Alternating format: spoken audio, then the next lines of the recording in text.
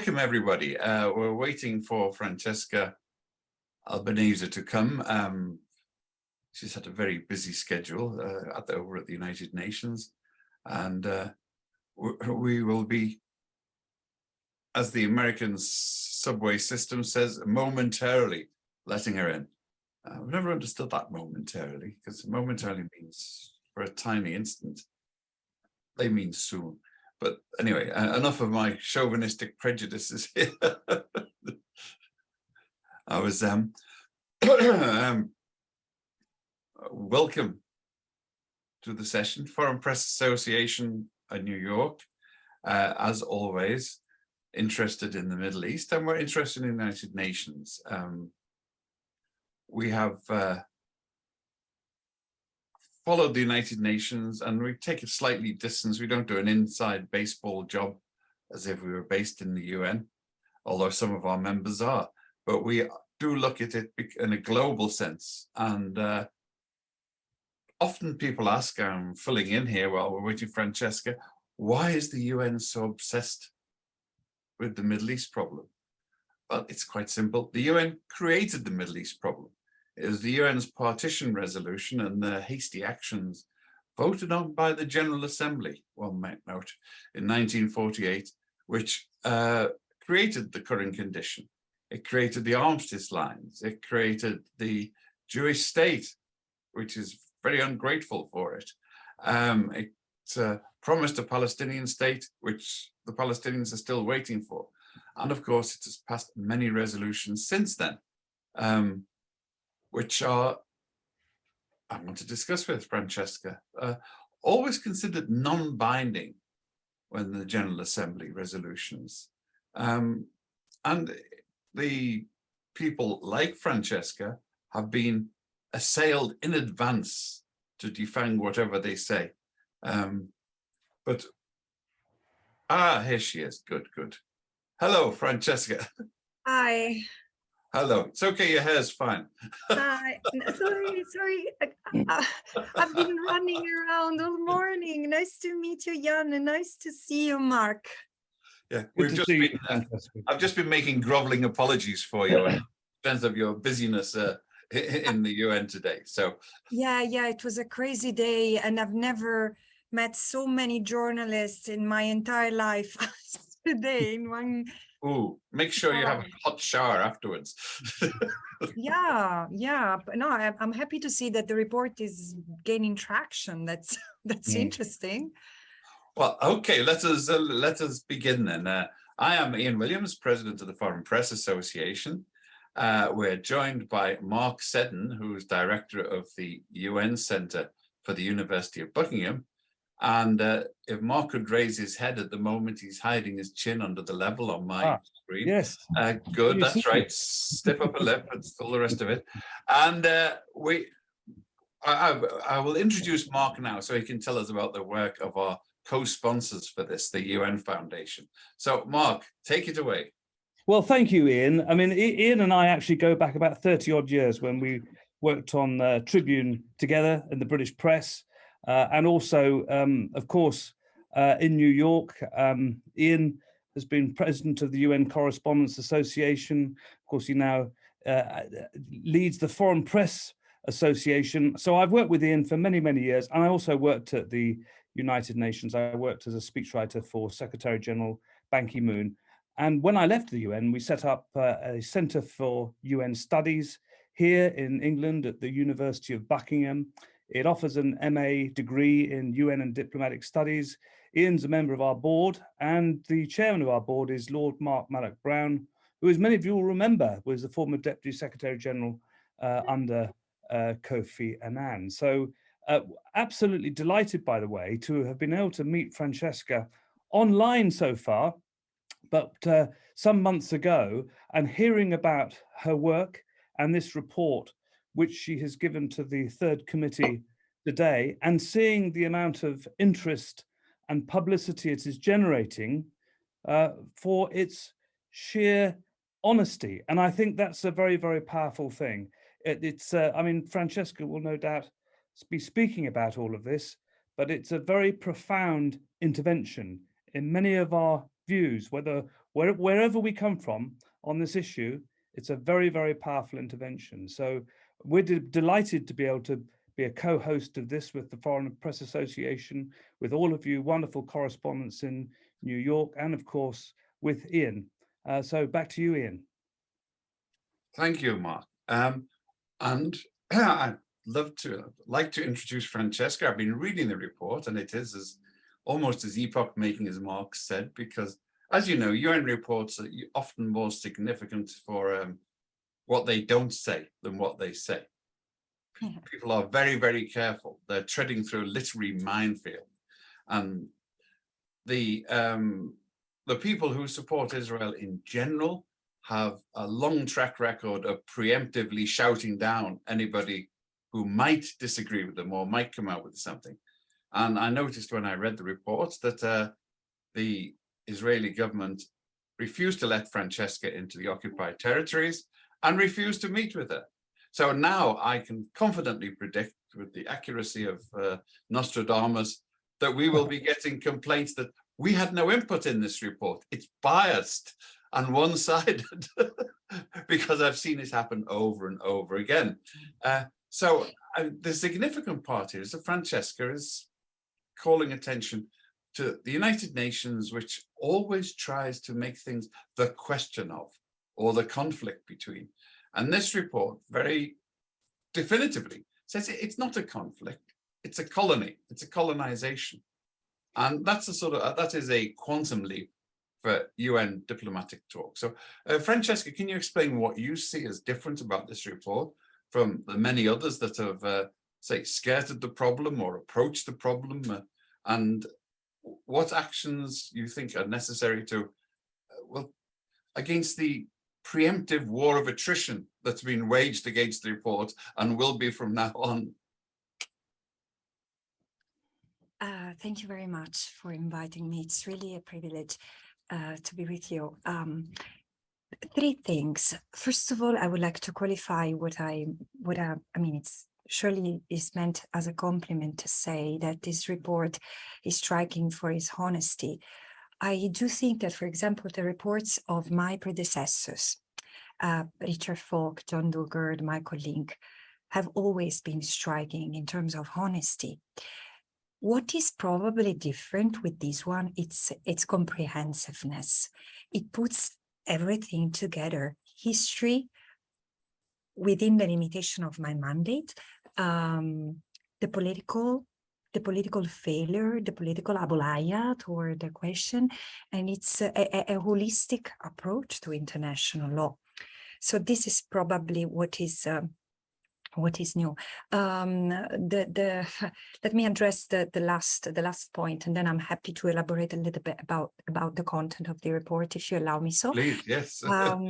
Look, I was shocked today. I will be very honest. I was shocked by the debate because, you know, I was sitting on the podium with the Commission of Inquiry. So there was a 1-hour debate around their report, which frankly states, I mean, in a normal context, it states the obvious, because it was already fully documented that the occupation is unlawful. But seriously, but what it takes to people to see that 55 years without rights, it's abnormal. 55 years with boots on the ground of another country is abnormal. 55 years of brutality and colonization, because Israel, how come that in 55 years, the Jewish colonist population has grown from 0 to 800,000. How do you call it? I mean, I really don't know what is so shocking of calling it settler colonialism and what has been so shocking in the past. So, but I was surprised because the Israeli ambassador was so virulent against the Commission of Inquiry, and Navi Pillai was frankly she's an institution. I mean, it's not that she's the no one, she's an institution. She embodies justice and the commitment of human rights. She's been sitting on 2 or 3 of the most important international tribunals. So, you know, it's a lot of barking at an airplane, but at the same time, all the Western states repeated the same talking points and without anyone tackling the substance of this report. So this is the reality we lead from. And my report just, again, is a comprehensive reading. Israel has violated for 55 years, willfully, intentionally, it has engineered the prevention of the realization of the right of self-determination in its constitutive elements: sovereignty over the territory, sovereignty over natural resources, to promote and to achieve economic development of the Palestinian people in what remains of their ancestral land. And it has prevented, it has violated the right of self-determination, preventing the formation of a political, of a polity, of a political will, of a political movement. And look, now we are at the point of even suppressing Palestinian human rights organization and human rights defenders. And last but not least, preventing and raising Palestinian identity, culturally, educationally, archaeologically. Whatever symbol of Palestinian identity is a threat to the regime, and which is pushing to the de-Palestinianization of the occupied territory. Again, these are all hallmarks of settler colonialism. This is what I concluded in my report. One of my thoughts, you mentioned Navi Pillay and the others, let us say that all of your predecessors have one thing in common. Their career prospects were not desperately enhanced by touching this third rail or swinging from the 25,000 volts overhead wire, more like it, on this issue. And part of the purpose of that has obviously been to try and get them to temporize. And many people inside the UN community and the diplomatic community, and we might say, for example, in the British Labour Party and the US Democratic Party, who choose their words very carefully because of the possible consequences of disagreeing. And you saw some of that today. When the incoming incompetence I'm being a bit biased here, in the British government, the first thing they say is, oh yes, let's recognize Jerusalem. It's almost the first item. So this means that you're fighting against the diplomatic stream, even if you're fighting with the legal stream. Yeah, but you know what I've realized, really, and again, I think it's a fair, depressing reading of the situation. This attitude to shelter certain states from criticism, and this virulence in pointing to the others, vilifying the others, whoever tries to utter a word against it, is typical of a sort of brotherhood. It's turning the protection in human rights, which is supposed to be universal, into protectionism, which is a way to vanify and to pulverize the power of international law in its normative and remedial function. So it's human rights are just for a group of friends. But this is why, I could see clearly where the debate regarding Palestine is at the UN. The states who realize, who empathize with Palestine are those in the global south, those who have broken the chains and the yoke of colonization, those who have gone through colonization. And 30 years ago, Ian, the discussion was exactly what I was trying to bring back. I've not reinvented the wheel. I've simply read the acts of the deliberations of the General Assembly of 50 or 40 years ago. And it was the question, Israeli occupation was treated and condemned in the context of colonialism. Then the Oslo process has changed the attitude, the temperature, and the language. But we need to go back to that because it has been a detour, but we are still at square zero in terms of advancement of international law. And in the meantime, the occupation has turned more vicious. Francesca, I wonder if I might ask, what in terms of, for those attending and viewing who haven't read your report, what are your main recommendations for action? Yeah. My main recommendations is, first of all, I've advocated for a paradigm shift, which consists, first of all, of changing diagnostic. using the correct language and the correct framework. This is why I say, yes, it's an illegal occupation. Yes, it entails the crime of apartheid and other crimes. But this is, look at the intent, because if you look at the intent, you will be able to address what causes it. And so to realign the current of approach to the reality and the norms, and then to correct the second is to correct the approach, because the tendency is to really insist on the negotiation, which is not normal, because which other colonized people has been asked to negotiate with its colonizer? Colonization needs to end, full stop. Military troops should be out of the occupied territory, full stop. I'm not calling for an uprooting of the settlers, but their supremacy, their privilege should end. And then we will see who would remain in the occupied in what is today the occupied territory. The other two things that I criticize is this humanitarian approach, the tendency to consider the occupied Palestinian territory as a humanitarian issue to manage instead of a political quagmire to solve in line with international law. And also the emphasis on the economic development without a political horizon. So this also needs to be overcome. So adjusting the language, adjusting the approach, and realizing that the right of self-determination is a peremptory norm of international law, which suffers no derogation, and it's erga omnes, so imposes obligations on everyone. What does it mean? That on top of doing what I said, calling it out, the states are obliged not to assist and not to recognize the legal consequences of an illegal act, but also to take measures and to take measures against it, to make sure that it's ceased and to make sure that it results into corrections, reparations, and reassurance of non-repetition.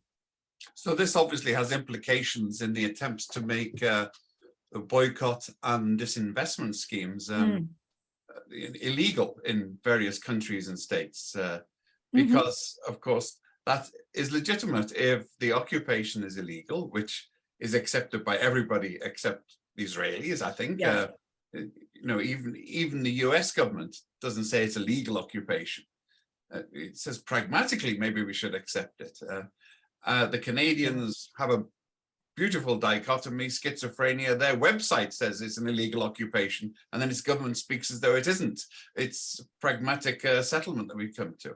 So there's all of this takes us back to South Africa, which is where this battle was first fought, and where many of the people who are now supporting Israel used to support South African apartheid, or they didn't support it, they condemned it, but then made sure that nothing was done about it. You know, I remember, because I was expelled from university about protesting on South Africa, so I studied it quite closely at the time. And then we were told that, how can you say you can't eat outspan oranges? How can you ban the South African wine or call for a boycott? Because, and we said, because it's the product of apartheid, and the UN resolutions about it. But now what this confusion and the shouting has managed to do is to create a wiggle room for people to say, well, they're not occupied, they are disputed territories, which is the phrase that's usually used legally. And, you know, I say, well, yes, of course it's disputed. You know, the British could dispute the ownership of Australia. They used to own it, and they say we still could if we wanted to. I don't think anyone would listen to them. Can you comment on the legal, this is both a legal and a political maneuver to conflict, to confuse the issue between disputed and occupied? Can you restate, not for my benefit, of everybody, why are the territories occupied? I'm not sure it's a legal maneuver. It's a political maneuver to not to apply international law. Because again, I mean, probably no other situation that I can imagine. It's the violations of international law are so well documented as in the case of the occupied Palestinian territory, and it's really clear, because an occupation, it's true, there is no limit in international law, international humanitarian law, which there, I mean, there is no provision that stipulates this is the limit by which an occupation must end. But international humanitarian law is a temporary regime meant to govern the emergency of the conflict or the occupation itself. It's never been envisaged to last in perpetuity. And in fact, there is jurisprudence of the ICJ, which has said, they just concluded what is said now also for the case of APT, that an occupation that is not temporary, is not carried out in the interest of the occupied population, which is translated into an annexation of the territory, which cannot be recognized because it's absolutely prohibited. The conquest is not part of the legal system that emerged from the ashes of the World War II. So you see how precious this conquest is, but it's also illegal because it's violating at least the 3 peremptory norms of international law, which is the prohibition of establish a racial discriminatory apartheid regime, and also the prohibition of annexation, and the prohibition of the violation of the right of self-determination. So, I mean, where is the disputed territories? This is the language that the colonizer has chosen in order to proceed with constructive ambiguity. But this is not just international law. International consensus as of 1947. And they can claim the Palestinians have refused the state. Of course, have refused the state in 1947. But the point is that now we are in 2022, and they are claiming their right, their sovereignty over 22% of what remain of their ancestral land. Francesca, if I may just very briefly, because when you were talking about historical comparisons in a way, because Southwest Africa, which was a trustee territory of South Africa, as you recall, after the ending of the First World War. I mean, that trusteeship was brought to an end by the United Nations, and South Africa was told to leave. It continued to occupy and also to administer law via apartheid policy. So there's a direct correlation there. So there's a question, I suppose, which might come out. I'm not sure if your report addressed it, but in terms of trying to move beyond all of this and to end settler colonialism and end the occupation, is there any real mileage, or is it just too far gone to do anything about it, to have essentially a trusteeship relationship with the occupied territories, whereby there is an international administration of the occupied territories until they can be free and recognized? I've not thought of it, but I don't think so. I think the Palestinians have suffered enough. An international administration led by the UN would be really over-icing the cake. No, I mean, you know, they've had, to be totally frank, Mark, the Palestinians are among the few people in the world that the colonizers, I mean, because Europe has colonized most of the world and at different stages, and this is important because we as Europeans have a responsibility to come to terms with our past, because if we do not manage to decolonize our minds, it will be impossible to see what to see what needs to be seen through the eyes of those who suffer the legacy of colonialism.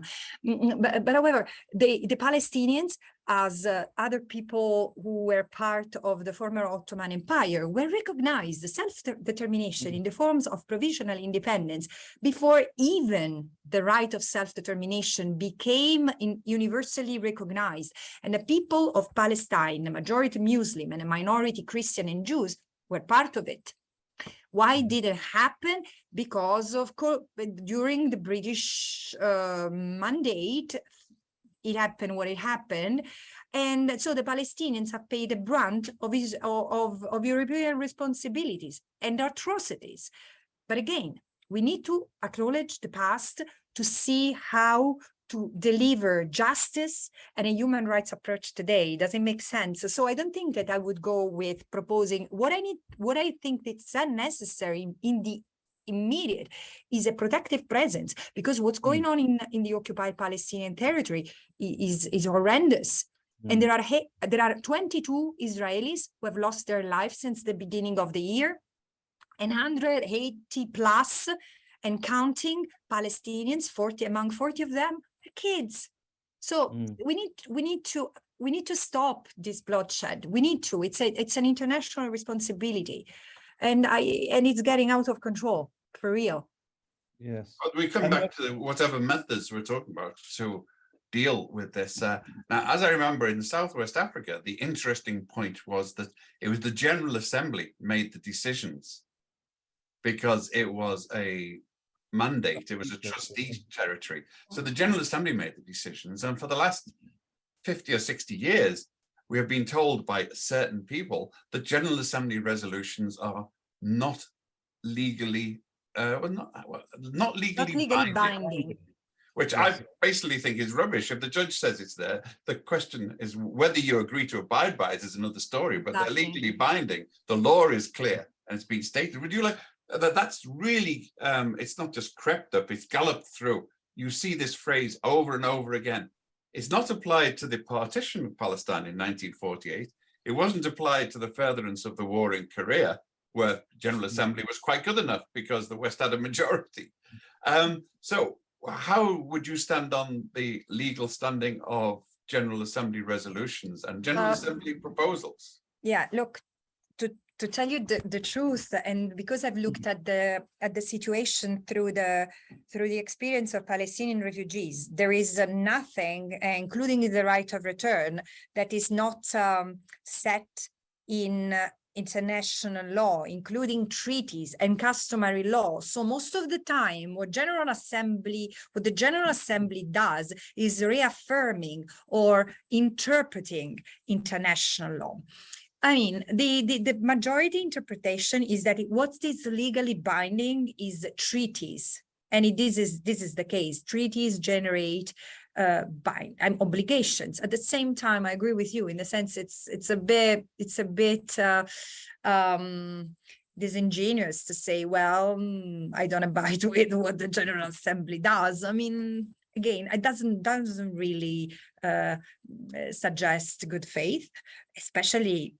I mean, in the case of the occupied Palestinian territory, there are hundreds of resolutions of the General Assembly. If I may, Francesca, there's almost been a degree, from what Ian and what you were both saying, a sort of paradigm shift because of the invasion of Ukraine by Russia and the breach of the Charter. And suddenly, some of those member states who have been rather dismissive about the General Assembly in the past are becoming very supportive of General Assembly resolutions as regards illegal occupation of territories in Ukraine.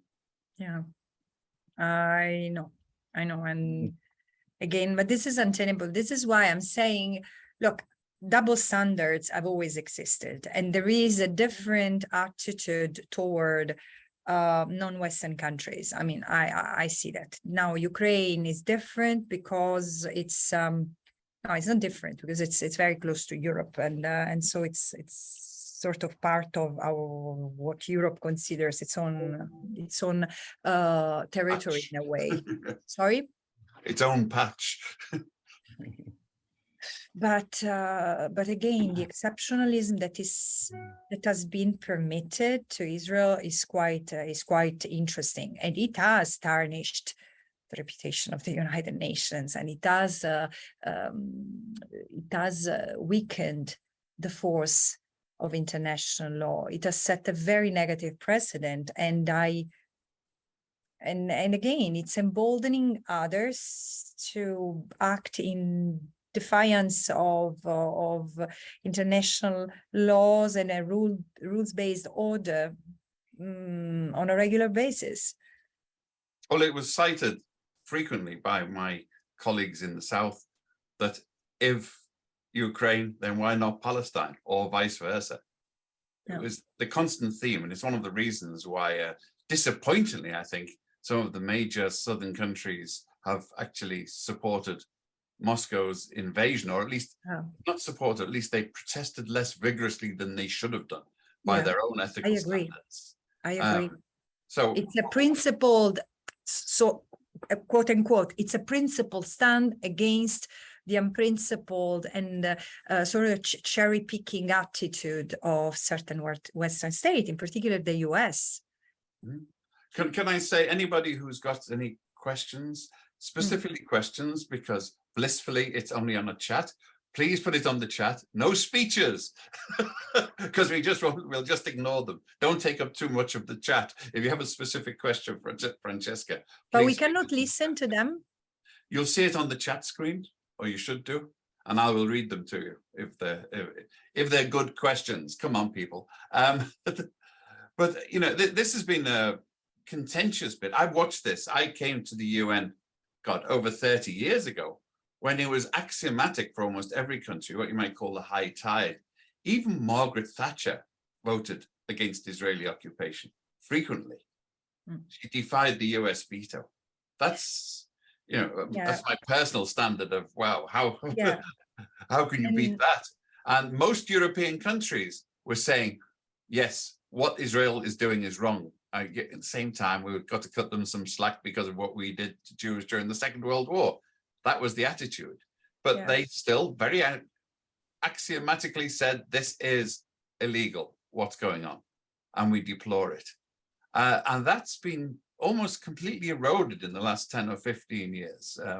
You know, I've watched what you call the paradigm shift. I hate the phrase, but I'll use it on this occasion, where people are prepared to say, well, we have to make an exception, or even more so, they don't say that. They imply it, but they don't get challenged enough about it.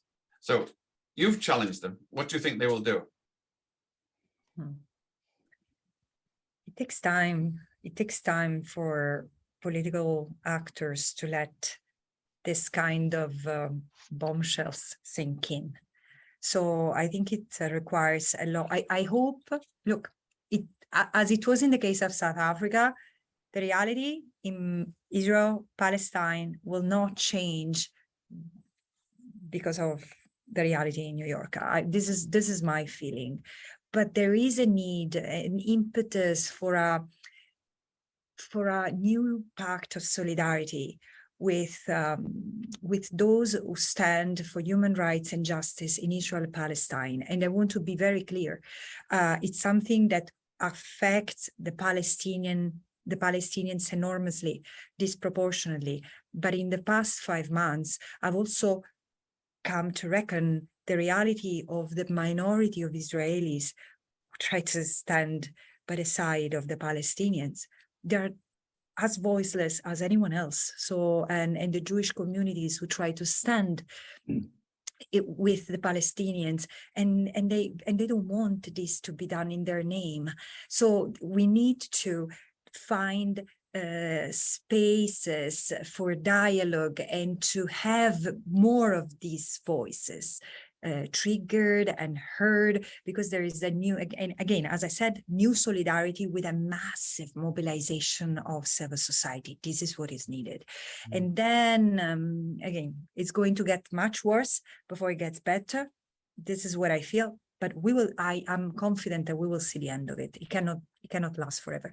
And the more aggressive it gets, it shows its weakness. Francesca, the American Jews. Can I just very briefly, Francesca, because I mean, people watching this in the US, also over here in the UK, they may not have read your report, but they're listening to you, and they probably will go and read your report. The thing is, they know that you're the UN Special Rapporteur. You were tasked by the Secretary General of the United Nations to make this report, to give it to the General Assembly. And what I think a lot of people find it difficult is why and how were you prevented from actually traveling to the West Bank to see for yourself?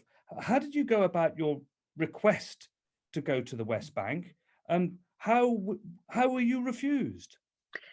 No, let me frame it, because technically I've not been prevented. Let me explain how it works.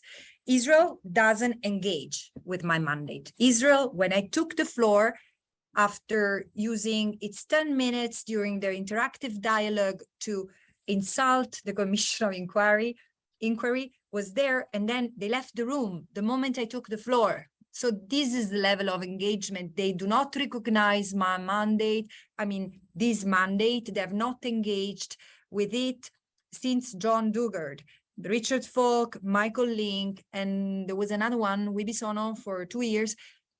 They do not engage in the sense they do not respond to requests for meetings. They do not respond to letters of allegations where we try to pick up cases that are really, really painful and must be resolved on the ground of humanity before even on the ground of legality.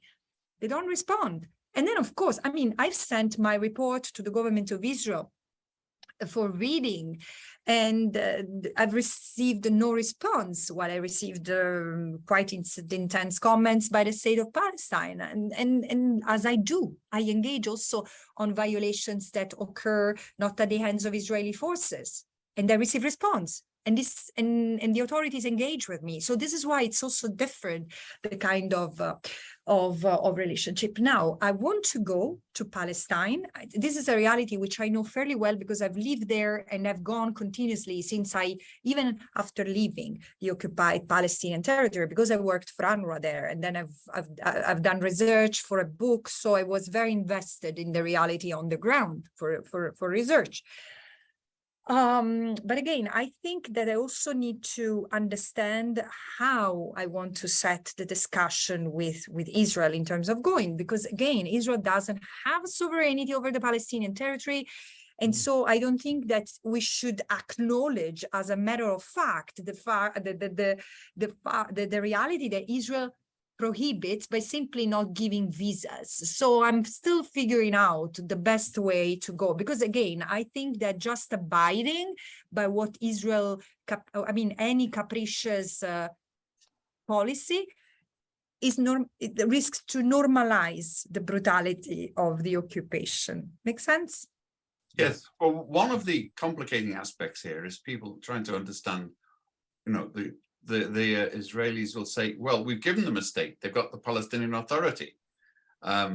Excuse me?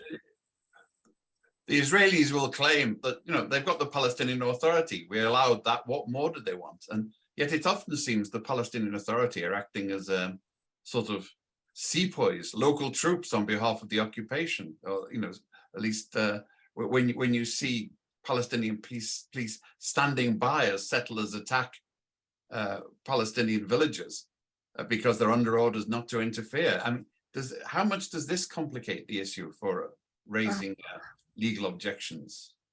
Okay,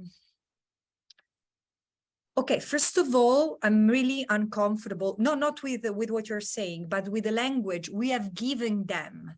You see how condescending and patronizing and I was quoting a hypothetical. No, this is the discussion. This is the discussion. I'm saying it's not directed at you, but I would like you to unpack this, because it's not about a concession. A right is a right. It's not something that Israel is making a favor to. I mean, Israel is occupying for its own interests, and because it's profiting a lot from the status quo. But so the thing is that I think that a state, an entity which has displays all the paraphernalia of a state, ministries, and has education, curricula, etc., but then cannot control its border, cannot protect its citizen, is constantly under pressure and at the mercy of a foreign ruler. It's not really it's an imprisoned entity itself. So yes, it has a lot of limitations, and unfortunately, it further impacts and further and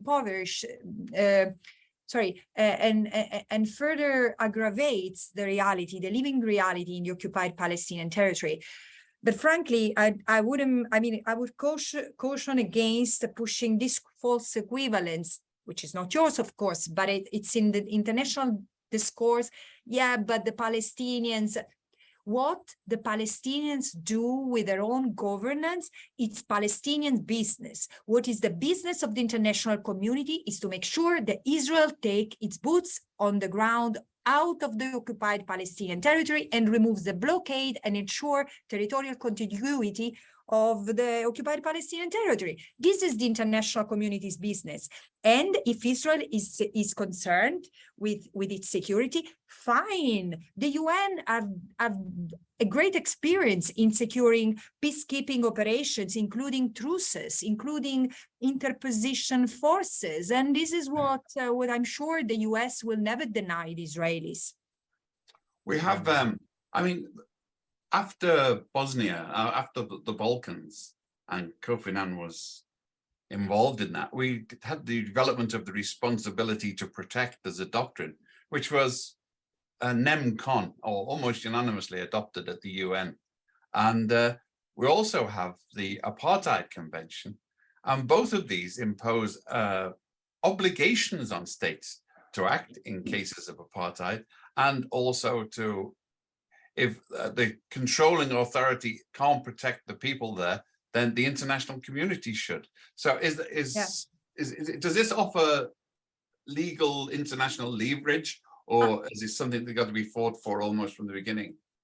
I mean, personally, I wouldn't even go to, I mean, I think that the responsibility to protect has evolved in a way that has not necessarily been what it was originally intended. But I'm telling you, the legal framework, legal architecture that exists, it's absolutely sufficient to prevent and the continuation of the system that Israel has put in place, again, by simply taking measures against the internationally wrongful act. So it's a matter of state responsibility vis-a-vis the violations of human rights law, international humanitarian law, and criminal law. So there should be, on the one hand, the states responding to this, and on the other hand, international criminal justice. No, the International Criminal Court. Can I ask a question, which is really, I suppose, about the condition within the Palestinian territories itself, the mood, the frustration, the feeling you suspect that a lot of people will say, yes, we have all of these arguments on our side. We have this great report from this special rapporteur who gets it, but who is going to act? What will happen to make a change for us? Because you do get a feeling of helplessness, and also a feeling that once again, this is coming to a boiling point. We have former Prime Minister Netanyahu promising, if he's re-elected, to annex the settlements in the West Bank. So despite all of the hard work that you're doing, and the Palestinians can see that they have right on their side, actually, when it comes down to it, they still remain powerless. So what hope could you give Palestinians as a result of what you've seen and what you've reported and what you've recommended?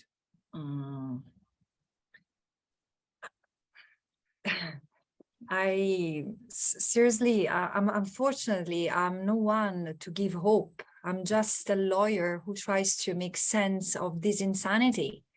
And I can go as far as pointing to the responsibility of those who are enabling this, and also recognizing their own limitations, hoping that some of them, especially when it comes to the European Union, where I'm sure Europe is very divided among those who see the rupture between politics and law and would like to fix it, and those who are really sheltering Israel from any responsibility. So I don't, unfortunately, seriously, especially now, because it's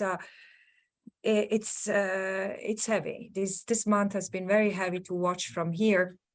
So I cannot say what to hope for, but if a message I could tell the Palestinians is that I'm mesmerized by their capacity to resist these adversities and to stay calm and decent, and whatever they do, because this is really impressive. I don't know how they're managing.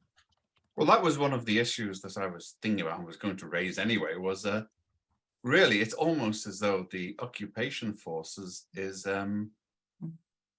are attempting to provoke overt terrorist behavior on the part of the population.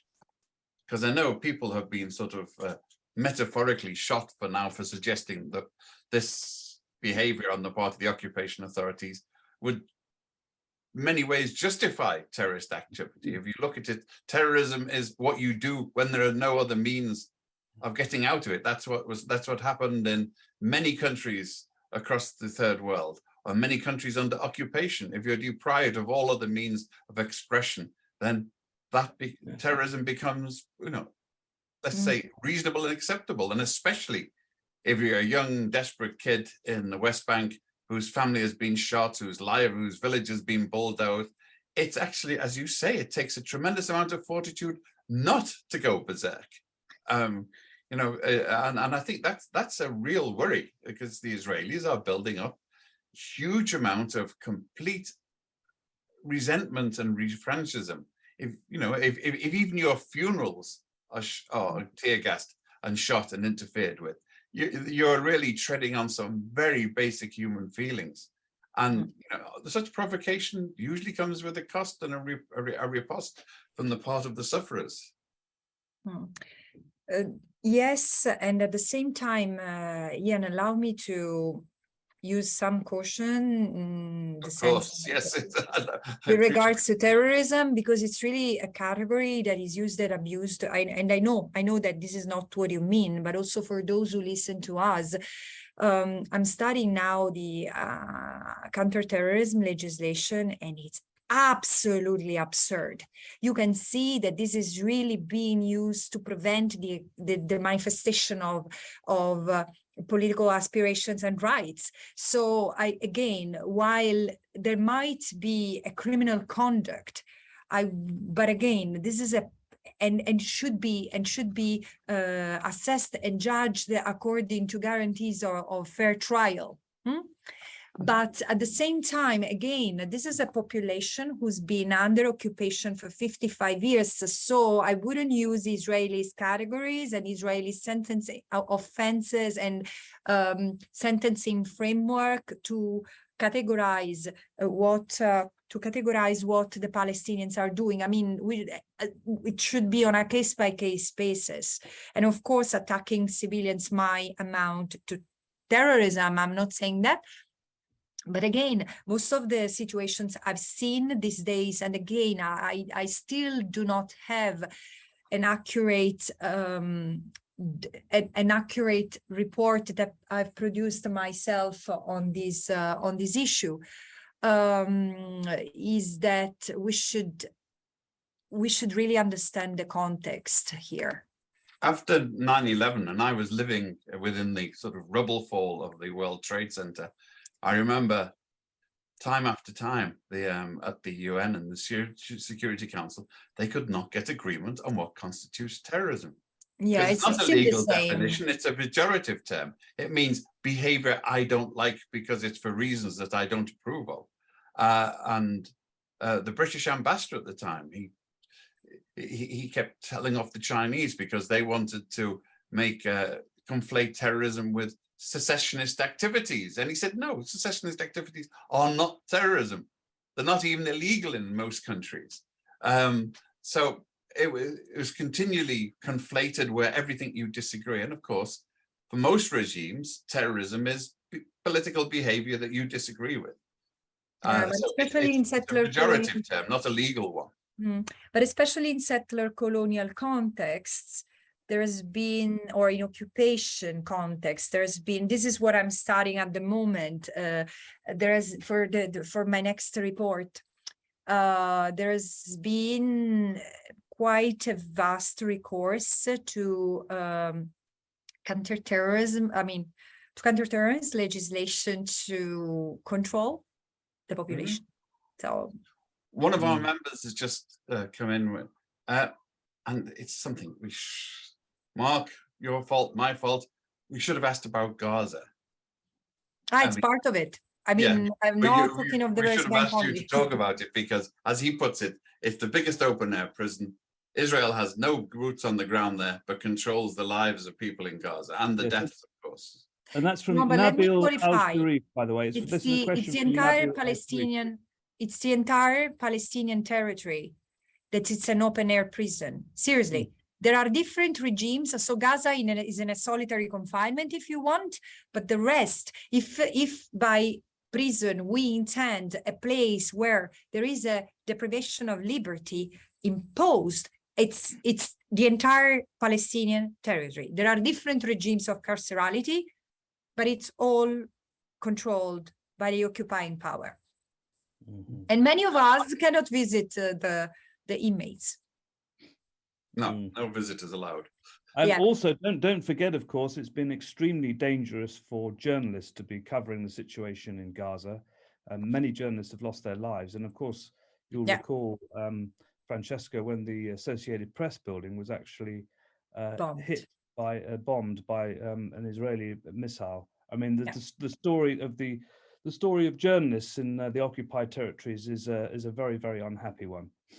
Yeah, but there is there has been a formal, on this specific case, Mark, there has been a formal submission, I think, by the International Federation of Journalists in the UK to the ICC on asking the Office of the Prosecutor to particularly investigate the targeting and killing of journalists as a special category of crime. And so, one of the cases was the bombing of the Gaza Tower.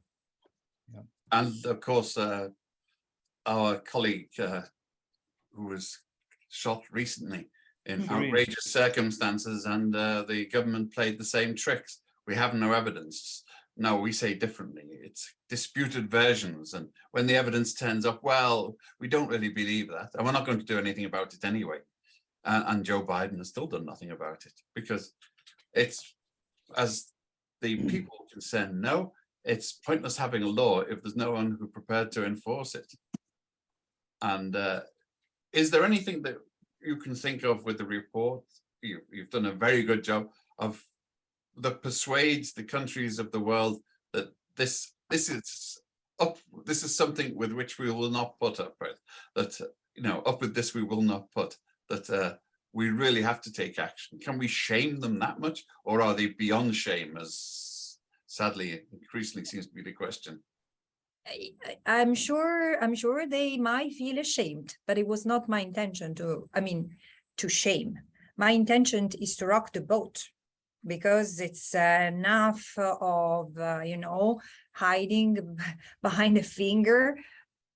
I find it very insensitive above all, which is because, again, we are talking of people's lives. I mean, behind any violation, there is a shattered life, there is a broken something, and this needs to end.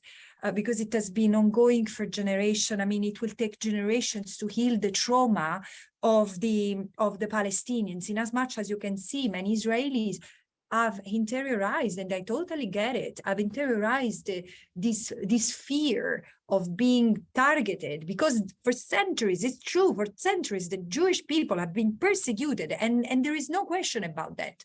But again, this cannot be used against another people. There is a moment of reckoning that is to happen, but it cannot be, it shouldn't, again, lead to false comparisons, because it's in no one's interest. So I do want the international community to be part of the solution and not the problem. Okay, well, Francesca has to go into another meeting soon. And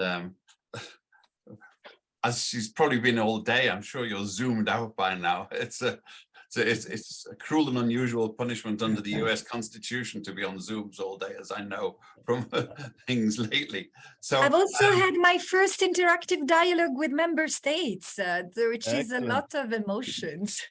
Is it torture, though? No, it was good. It was good. Well, congratulations, Francesca. And from us here in Buckingham in England, and the Centre for UN Studies, thank you very, very much indeed. But thank you. Thank you for organizing, and to all those who have been patiently with us for this exchange. Thank you, Francesca, from the Foreign Press Association here in New York. Please join and sign up for more. We're actually going into outer space and another form of settlement, discussing with the Beyond Earth Institute the colonization of space. And we hope that they're not, if we send settlers there, we hope they'll be unarmed and going to, we hope there are no Martians to benefit from this colonization. That's next Monday. Watch out for more detail. There we are. So I look forward to seeing you all soon.